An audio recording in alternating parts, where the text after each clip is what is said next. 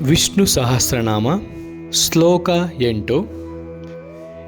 ಈಶಾನಃ ಪ್ರಾಣದ ಪ್ರಾಣೋ ಜ್ಯೇಷ್ಠಃ ಶ್ರೇಷ್ಠಃ ಪ್ರಜಾಪತಿಃ ಹಿರಣ್ಯಗರ್ಭೋ ಭೂಗರ್ಭೋ ಮಾಧವೋ ಮಧುಸೂದನಃ.